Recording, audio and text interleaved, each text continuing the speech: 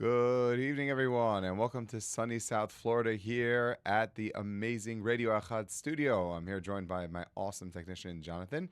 I'd like to thank DJ Shaq FX for once again bringing us here back to the studio. Right after Pesach, we had a fantastic Pesach Chag Geula. We're still imbibing all that beautiful, rich tapestry of getting in touch with so many holy Jews together in the idea of being redeemed once again. And we are now in Rosh Chodesh Iyar. Ani Hashem Refecha. Like we all know the acronym, that's what Iyar represents. Hashem should heal all those people, especially, we'd like to give a shout out to our sponsors. They should have a Refuah Shlema, Yitzchak ben Yonah, as well as Yitzchak ben Yichya. They should have, Hashem should grant them whatever it is that their hearts desire and ultimately to be back on their feet. And we'd like to thank DJ Shaq FX for sponsoring today's shiur, today's class as well. We'd like to discuss something of this week's parsha. This week's parsha is the double parsha, Parshas Tazria Mitzara. And we'd like to quote the Zera Shimshon, who brings the following statement. He quotes from the Medrash that tells us that when the Torah tells us that a Mitzara, someone who has this skin disease, this malady that somehow affects their body, and they're unable to enjoy life as they normally enjoyed it. But yet, says the Medrash, when it comes to them eating, however, the people, normally they were very nervous about not being able to eat normally. Moshe Rabbeinu says to them, no, you could eat, you're fine. That which I said, that the Jewish people are going to suffer from this tsaras, this horrible malady, is not referring to you Jews. It's referring to actually Umas ha'olam, the nations of the world. And when the Jewish people heard that, says the Medrash, they got very scared. As the Zera Shimshon, why should they be scared? What is going on over here? When the Torah talks about this idea of the Mitzara, it lets you know that the Jewish people were somehow pacified by the fact that they're able to eat and drink normally, somehow, when the Torah tells us literally it's talking directly to them. And yet when they heard that, they were afraid. So it sounds like they weren't afraid, and now they are afraid. What's going on over here?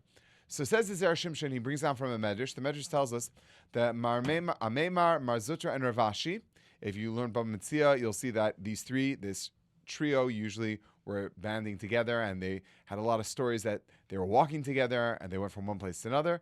And the Medrash tells us they were walking near the palace of King Izgur. And while they were there was someone there that was complaining of the fact that they suffered from tsaras. And it says that one of them, Amemar, turned to one of them and he put his food into the king's dish. And the servant who said that said, you now ruined the king's dish. How could you do that? He said, I was trying to save the master. Rashi says the master he was referring to was not referring to the king, but rather was referring to Marzutra, that he looked very ill, and he figured that if he put his finger in the food, it would somehow save him from getting tsaras. Says Zera Shimshon, what's going on over here? Says the Zera Shimshon a beautiful idea, which goes like this. He says, really, food, in essence, is something that is an outside, external, physical element, which doesn't make any sense if you think about it. If we are really a spiritual being, i.e. we have a soul, it doesn't make sense that we should have a physical harness, if you will, down to this world. The problem is we have a part of physicality in this world, and we have to nourish that. We also have to have a spiritual side, and that's why we learn Torah, do mitzvahs. All those things that we have, it's sort of like we're like at a yin-yang. We're trying to balance the two and not keep one off kilter from the other. He says when it comes to food, the essence of food really is it should be sublime. It should be something elevated. It should be something much better than that. Food really, in its essence, is something that is really physical.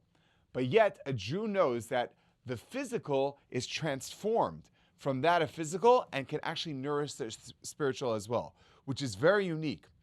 For example, when you make a bracha on the food, the Zara tells us you release all of that element that was held captive, that actually is not being harnessed properly. And when you make a bracha, you release it now and into the world, it's going to now do good. Implication is, if you don't give a bracha to that item, it will actually release very harmful effects onto the world. And it's not going to be good for you or for anyone around you, or most importantly, for the rest of the world. And a person has to recognize that the balance of the universe is literally based on your mouth. And it's a very, very scary proposition. I remember years ago that the Super Bowl, they always have like these wacky ads. And I remember when I was in 6th grade, we had a whole question, which was, back then, if you were given $1 million as an advertising agency, and the company said to you, you could either, over the course of the span of the entire year, over 12 months' time, you could have your ad in a 4:30 to 5 o'clock p.m. slot, which is not really prime time. Some people see it, some people won't, but most people will not see it. You could do it over the course of 12 months, or you could allocate that $1 million back then. This is when I was in 1991, 92. So over there, it was $1 million for an ad. I don't know what it is right now, but I'm assuming it's significantly much more. But you could have the ad for a 30-second Super Bowl ad. Which one would you choose? And most of the people in the class chose the 12-month one. I opted for the Super Bowl. And when my teacher asked me, why did you do that? I said, because although technically there are more people over the course of time that will see a more consistent message over the course of the year, but everyone's looking to that Super Bowl ad. And they want to see what creativity you have, and it actually will garner potentially much more results. Again, there's a whole discussion about if advertising is a waste of money or not, but based on the assumption that advertising is good, that was the premise of the question. And I remember that they had one wacky ad. I still remember this. It was such a profound ad. Budweiser was doing an ad. This was before they had the Clydesdale horses, or they decided to opt out of the Clydesdale horses, and this is a Tide commercial. Before they had any of that stuff, the commercial was that you see a person standing out in front of an open field, and you see the field waving. It says, you're looking at a field. And then suddenly the camera pans in and zooms into one stalk of grain. And as it zooms into this one stalk, it goes, this is Bob. Bob is a wheat stalk. And it starts zooming into this wheat stalk called Bob. And it tells you the basic life of Bob being a stick in the middle of nowhere, suddenly being harvested, and then being used ultimately for the Budweiser beer, which was harvested and made in America, very proudly so. And then it's now distributed to this person who's sitting at the Super Bowl and about to take a swig of this beer. And you see the person who is selling the beer, as he's giving over the beer to the patron who's paying for it, he says, this is Bob. Be very careful when you hold him. And I was thinking to myself, wow, this is in 6th grade. I still remember that. Wow, they literally got this idea, which is that when you're taking an element, you're actually releasing it. It's not just a beer. Had a whole process before leading up to, now you are going to release that and do something with it. This is Bob. Take care of Bob. And you should know it's a very fascinating thing. They say great tzaddikim, before they would eat fish on Shabbos, they would actually pick which item they wanted, because they said, this fish I'm about to consume on Shabbos had the soul or souls of many great tzaddikim and tzidkaniyos. I want to release them and have tikkunim, things I'm going to have in my mind that's going to release them and get them to higher levels. Why? Because physical is actually releasing spiritual. And once a person recognizes that that's what physical and spiritual are, you realize that eating and food is not a light thing at all. It's actually something of great importance. And I'm going to show you 3 stories that show you how in Judaism, food is actually not just a physical item, it's actually spiritual as well. First one is a little bit of an amusing story. They say that a number of non-Jews, they were very curious to know how Jews conduct themselves. And the story goes is that they walked into a Jewish community and they were just looking at everything and asking so many questions. And then finally, one of them said, do you mind if I ask you this question? This may seem offensive. No. Go ahead, the Jew said. Go ask me any question you want. No, there's a question that I had this question actually for a very long time. Yes, what is it? The question is, how do Jews eat food? What do you mean, how do Jews eat food? We eat food like you do. No. My parents always told me Jews eat food differently. Now, this person missed the boat because I would assume that what that parent probably meant to convey was that Jews eat differently, meaning we have kosher, we make blessings. There's a lot of different things that we have to be aware of before we eat food. And they were saying that Jews eat food differently. But they thought we eat food differently, meaning we eat it a different way. Maybe, I don't know. They thought we put it in our horns or who knows what. I have no idea. But they thought that Jews eat food. They know we eat food differently. We take care of food differently because for us, it's an experience.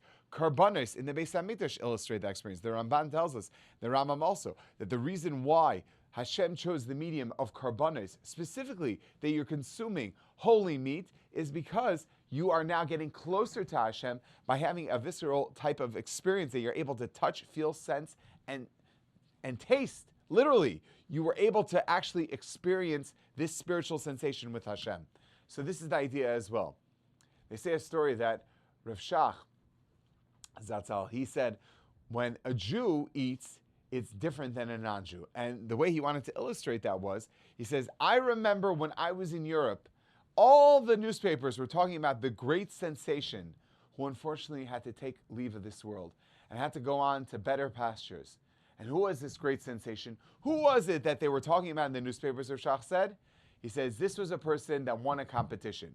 So Rav Shach dramatically paused and says, Bachrim, let me ask you, if I were to ask you what type of competition this person that the newspapers were talking about, this person won this competition, what do you think it was?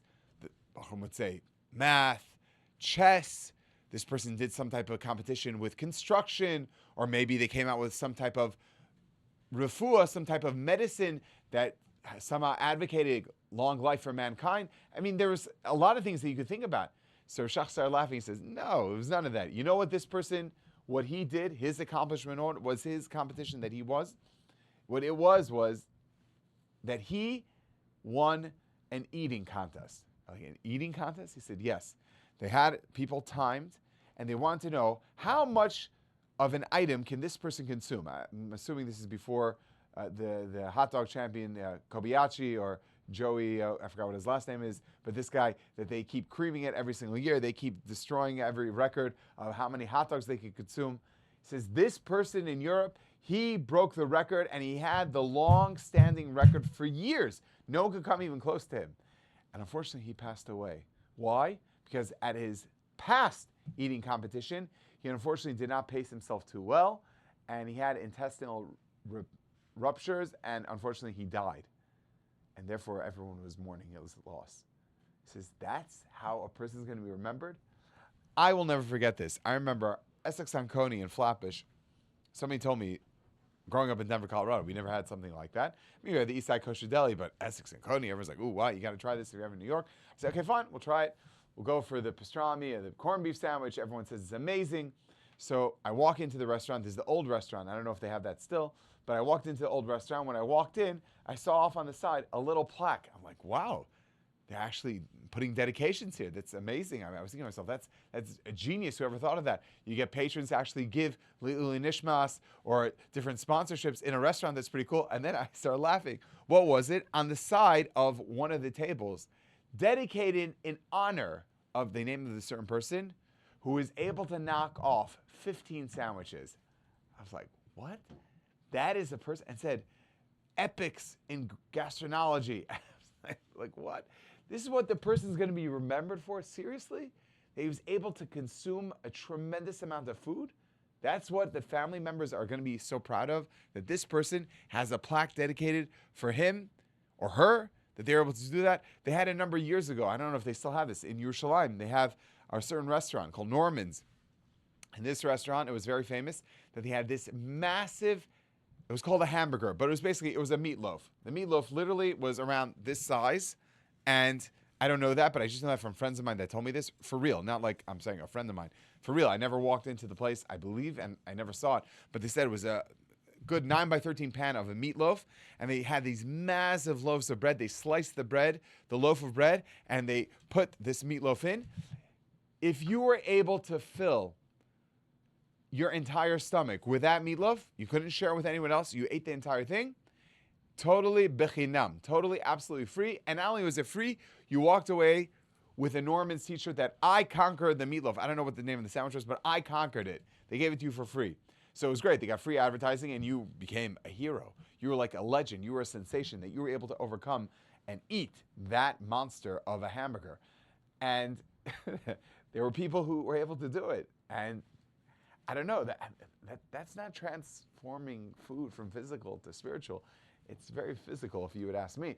And that's really sad that a person was able to not use that opportunity. Can you imagine if they had that and they were able to, let's say, divide it up and give it to, let's say, poor people or homeless people, people who didn't have what to eat? Instead, you're filling yourself up. Well, because you want to save yourself a couple extra bucks and you want to get that free t-shirt, do yourself a favor, go print yourself a t-shirt and say, I conquered so-and-so and I gave it to other people. That's a good one. It's a massive sandwich. You're able to divide it up. YouTubers do that all the time. They go to like these random places and say, cut up for me. I want this to fit in this box and I want to distribute it out to homeless people. That's an amazing thing. You're thinking about other people, empathizing with them. They get a nice hot meal. That's awesome. That's great. You're transferring physical to spiritual. Beautiful. Great. And Rav was chuckling and laughing. And look at this. Can you imagine that this is what this person was always be remembered as? That he ate and had the record for so many years. No, that's not what it's about. It's transforming physical to spiritual. And the third story, they say that Rabbi Avram Grodzinski, who was a very famed mashkiach in Slobodka Yeshiva, and his care and his concern for every Talmud was literally world-renowned. Talmidim used to talk about years after they left his presence and how they lived with as if he was standing in front of them. It was beautiful to see. And the story goes is that one evening, Rav Avram Grodzinski had to check into a certain hotel. And the way that these hotels worked in Europe was that the tavern, or the place where people would go to have a nice fresh meal, was usually directly underneath a lot of the patrons' bedrooms. And the story goes is that it seems like it was a kosher tavern. And after the evening was done, the next morning, it seems like Rav Avram Grodzinski went to go daven. After davening was over, he came back and he was eating breakfast. And the tavern owner came over to him and says, pretty amazing, huh? He goes, amazing what? What? He says, that drink last night, that must have been pretty amazing. Maybe you're mixing me up with somebody else? Are you talking to me? He says, yeah, I'm talking to you. The drink you had last night, it was pretty good, no? He says, no, I didn't have anything to drink. No, come on, you must have had something to drink. Are you mixing me up with somebody? Because this is a very awkward conversation. What are you talking about? He says, no, Rabbi, you were directly above the tavern, were you not? He says, yeah, that's where my room was. He says, right, I heard you last night. You were jumping up and down and dancing and you were singing so loudly, I heard you downstairs. What did you have last night? It must have been pretty good. He said, I didn't have anything. He said, so why were you jumping up and down? You sound like you were drunk. You were so joyous and so happy. You must have drank something. So Avram started laughing. He says, no. Let me explain to you. He said, there was a bacher in the yeshiva that he was, unfortunately, for a very long time, he was not engaged. And finally, I heard that he got engaged, and I was planning on going to his wedding. But at the last moment, the yeshiva sent me on a different journey. I had to go somewhere else. And here I was, the night of his wedding, the dear Talmud, who I shed so much copious tears that he should go to his chuppah and get married. And here I was in the middle of this tavern. I'm far away from him. I'm far away from my family. I was thinking to myself, maybe I should be despondent. I should be upset. And I said to myself, you know what? There's Rabbi Kiva Eger. Rabbi Kiva Eger says that if you are in a different location from where Simcha is taking place, you can remotely somehow hook your mind up and say to yourself, I am located with that person. I'm celebrating with them right now. And you can mimic and act out and be as if you were there and just do whatever motions or whatever feelings you would have, the elation that you were to have there, have it here. And I said to myself, you know what? I'm at the chasana right now. I started jumping up and down, and I was closing my eyes and dancing in front of the chassan and kala, saying to myself, how happy I am that here I am, dancing in front of this Talmud of mine who was suffering so much, and now he finally had his big break. And I just couldn't contain my simcha. I couldn't contain my happiness. That is using not only the non-alcoholic beverages that he had, but any food that he had prior to that. He just transformed it into something so amazing. He was able to uplift his Talmud even when his Talmud did not physically see him, but he felt his Rebbe there. It's amazing to me. When people go to Hasidic Tishin and they get different foods that are there, they feel very uplifted. They feel supercharged, and they don't even know why. Until I tell you the secret. You know how they feel that? Because they have something physical. That physical item went into their physical body, boom, something remarkable happened. Says Ezra Shimshon. This week's Parsha, when Hashem tells the Jewish people, you can have tzaras, the Jewish people say, wait a second, this is for us. He says, no, it's referring to Umas Ha'olam. They, unfortunately, are going to have these marks. They're going to have these horrible things, these afflictions that they're able to cover over. But later on, when Mashiach will come, we'll see what they are, because all that bad items that they had inside are going to come to the forefront that they were able to hide all the time. But when Mashiach will come, it's going to come out, and we're actually going to be able to see it. But the Jewish people who took physical and translated it into spiritual, Eichlim v'shaisim, we eat and we drink. Usmechim, says the Medrash. You could be happy. You're transforming everything physical to spiritual. You have nothing to worry about. Then suddenly when the Jews heard that, they go, 1 second. Everything we eat and drink, we transform into spirituality. Oh my gosh, maybe we're not doing that. They actually started to worry about that. Maybe not everything I thought was L'Shem Shemayim. Hashem says to them, no, don't worry about it. Moshe Rabbeinu calmed them down and says, no. You definitely do. Why? You take off Trumas and Meisers. You take off Challah. You are making sure that it's not stolen. You're making sure that it is with the proper respect. You're making brachos before and after. You're acting with total derech eretz. You're making sure where you eat is also important. You're making sure how you eat is important. You're taking all the steps necessary that it's a whole, literally, it's shulchan daimel mizbeach. Your table is a mizbeach. It's not even something that you can conjecture and say, maybe it is. It's not even a stretch. It is. You have to imagine yourself doing something holy. And when a person recognizes that their everyday activity that they're doing, which is a physical activity, is actually spiritual, wow. Can you imagine what your life will be? I'll never forget. You could do this. Hop on a plane, or if you're not on a plane, you're living there, praises to you. If you live in 08701, if you live in Lakewood, New Jersey, go to Bagel Nosh. And there you will see right in front of the washing station, as you're washing, and a big sign says, stop and think. I am now eating in order to serve Hashem better. What do you mean? I want to enjoy my bagel. I want to have my omelet. I want to have my smoothie. What are you talking about? I want to have my coffee. What are you talking about? I want to have all that. The answer is yeah. You can enjoy life, but think to yourself, I'm actually transforming the physical into spiritual. Whoa, totally different. Different ball game.